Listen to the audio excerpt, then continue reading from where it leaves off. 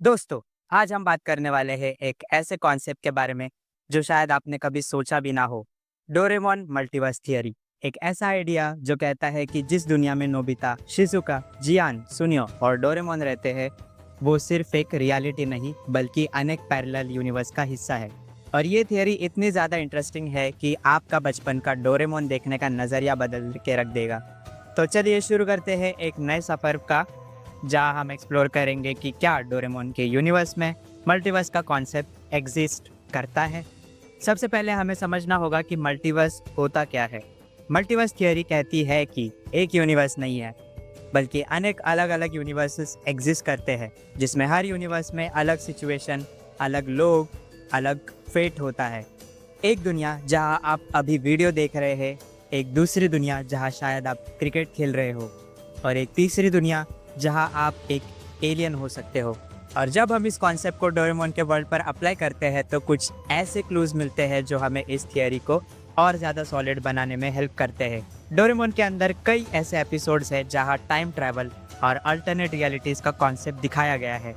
Nobita का future बदल जाना, शिजुका से शादी का सीन, या कभी नोबिता के फ्यूचर का दुख भरा वर्जन, ये सब इस बात का इंडिकेशन देते हैं कि एक यूनिवर्स में सब कुछ फिक्स नहीं है। जैसे एक एपिसोड में जब नोबिता अपने फ्यूचर देखने जाता है तो उसमें वो फेल हो जाता है, लेकिन दूसरे एपिसोड में उसका फ्यूचर ठीक होता है। ये क्लियरली मल्टीवर्स के एक आइडिया को सपोर्ट करता है। अब बात करते हैं व्हाट इफ टाइमलाइन की। क्या होता अगर नोबिता ने शिजुका से कभी दोस्ती ना की होती?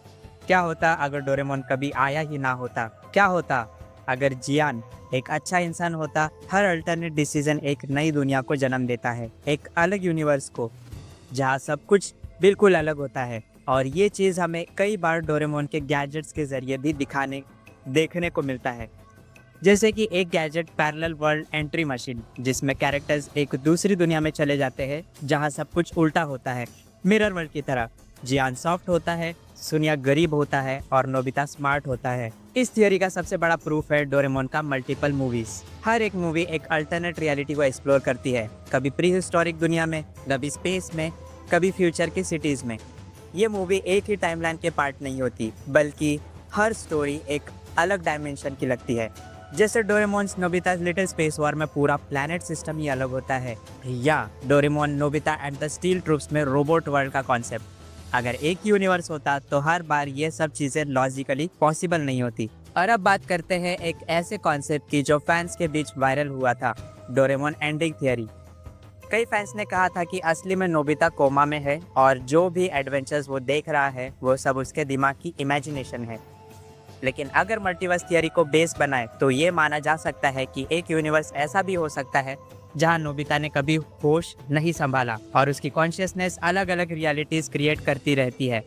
एक ऐसे एंडलेस लूप जिसमें नोबिता हर बार नए नए दुनियाओं में जीता है। अब एक और इंटरेस्टिंग एंगल है मिरर वर्ल्ड थियरी। एक एपिसोड में डोरेमोन के पास एक मिरर है जो दूसरी दुनिया तक ले जाता है। उस दुनिया में सब उल्टा होता है, जो अच्छा है वो बुरा बन जाता है, जो बुरा है वो अच्छा। ये सिर्फ एक एपिसोड का कॉन्सेप्ट नहीं, बल्कि इसे हम मल्टीवर्स के एग्जिस्टेंस का एक मेटाफर मिलता है।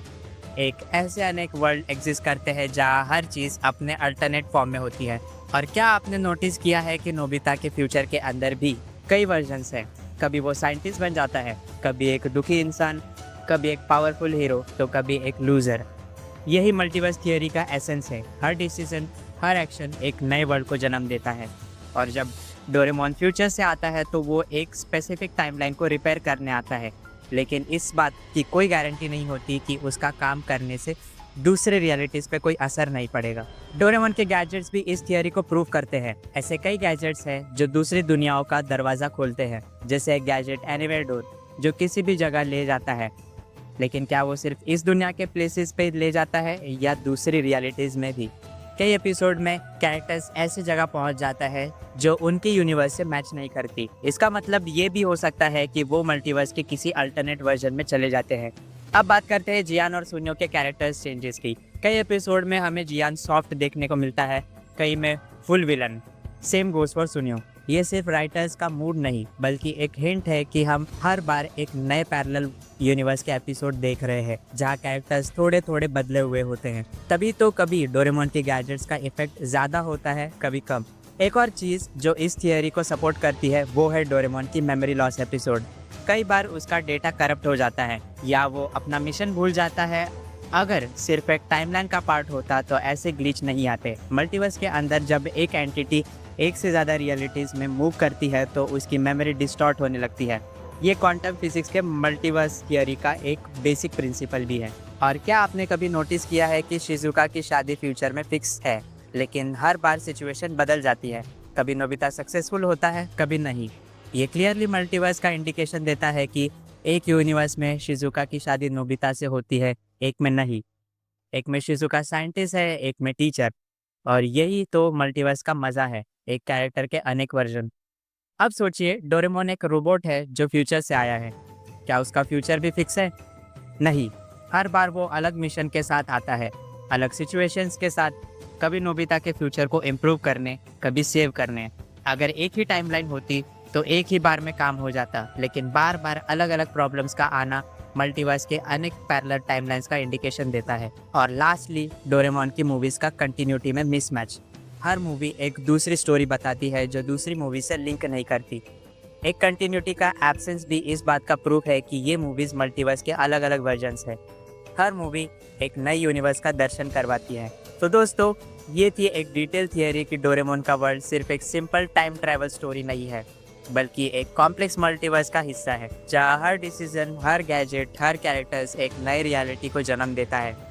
इस थियरी को समझने के बाद आप जब भी डोरेमोन देखेंगे तो हर एपिसोड में नए क्लूज ढूंढने की कोशिश करेंगे। क्या पता आप भी कोई नया यूनिवर्स डिस्कवर कर लें। अगर आपको ये वीडियो का आइडिया पसंद आया हो तो कमेंट करके ज़रूर बताना। मैं इसके और भी पार्ट्स बना सकता हूँ जिसमें डोरेमोन के मल्टीवर्स के स्पेसिफिक एपिसोड्स या मूवीज को डिटेल में डिकोड करेंगे। आप देख रहे हैं एक और माइंड ब्लोइंग थियरी वीडियो जिसका नाम था डोरेमोन मल्टीवर्स थियरी। अगर पसंद आई हो तो लाइक करना, शेयर करना और चैनल को सब्सक्राइब करना ना भूलें। मिलते हैं अगले थियरी स्पेशल एपिसोड में। तब तक के लिए स्टे क्यूरियस, क्योंकि सोचने की कोई लिमिट नहीं होती।